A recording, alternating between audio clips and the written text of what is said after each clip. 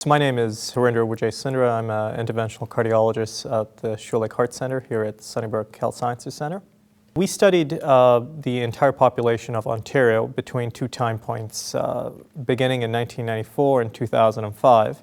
And through our partners at ICIS, at the Institute for Clinical Evaluative Sciences, we were able to identify all patients who suffered from coronary heart disease, specifically those patients who had been admitted to hospital for different reasons, such as heart attacks or heart failure, and patients in the community who were living with stable coronary disease or stable heart failure, and hypertension, high cholesterol.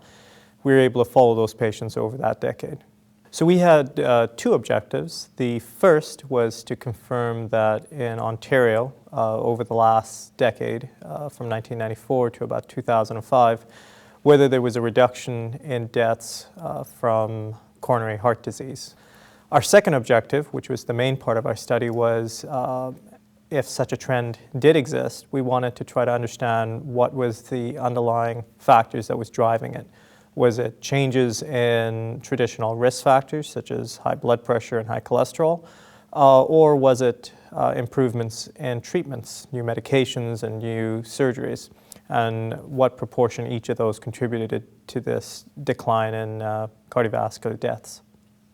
The biggest news is that things in general are going well, that despite the fact that the population is getting older, deaths from coronary heart disease are going down, and they've reduced by about a third. So that's the good news.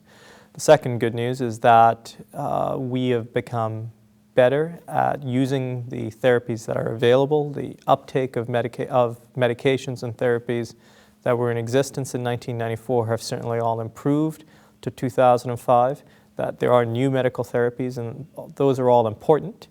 And the final piece of good news is that blood pressure and cholesterol are moving in the right direction, as is smoking. The caution, however, is that diabetes is increasing and obesity is increasing, and those are worrisome trends and things that we need to be looking out for, and that there's still room for improvement. Although the uptake of medications has got better, it is not perfect yet. The primary aims in our study was that by looking in the past to see what has happened over the last 10 to 15 years, it can give us a sense of what future trends may be and where we should place our priorities.